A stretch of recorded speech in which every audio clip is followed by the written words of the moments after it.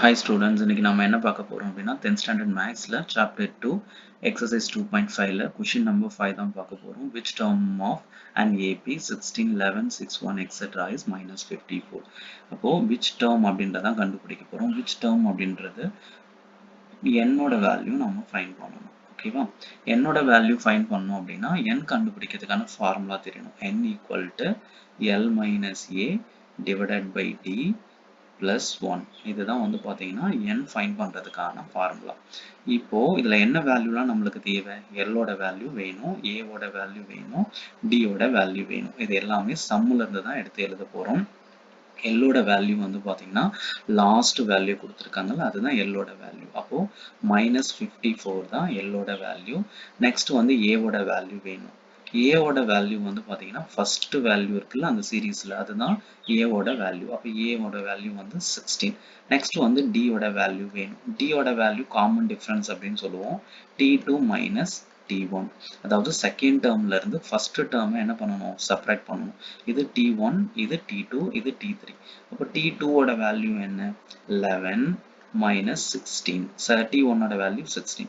இப்போ 16ல 11 போயிடுச்சுன்னா மீதி என்ன வரும்? 5 வரும். பிகஸ்ட் நம்பரோட சைன் என்ன? மைனஸ். ஸோ d ஓட வேல்யூ வந்து பாத்தீங்கன்னா -5 அப்படின்னு கிடைச்சிருக்கு. இப்போ இதை நம்ம அப்படியே ஃபார்முலாவுல சப்ஸ்டியூட் பண்ணிடலாம். ஃபார்முலா என்ன? n equal to l minus a divided by d plus 1 அப்படின்னு பார்த்திருக்குமா? அப்போ l ஓட வேல்யூ என்ன? l ஓட வேல்யூ வந்து பாத்தீங்க அப்படின்னா -54. நெக்ஸ்ட் a ஓட வேல்யூ என்ன? 16. மைனஸ் இருக்குதுன்னா மைனஸ், a ஓட வேல்யூ 16 divided by d ஓட வேல்யூ என்ன? -5 plus 1. இதுல இருக்குல்ல plus 1 அதை அப்படியே போட்டுக்கலாம். இப்போ மேல பாருங்க -54ம் -16ம் இருக்கு. அப்போ -54யும் -16யும் ஆட் பண்ணா என்ன வரும்? 6 plus 4 10, balance 1, 5 plus 1 6, 6 plus 1 7. ரெண்டுமே மைனஸ்ல இருக்கிறதுனால சைனும் மைனஸ்லயே வரும். ஸோ -70 divided by -5 plus 1 அப்படின்னு கிடைக்கும்.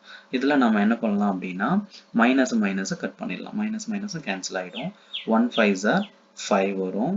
பேலன்ஸ் 2 வந்தா 20 ஆயிடுமா? 4 5s are 20. அப்போ ஆன்சர் என்னன்னு கிடைக்குது?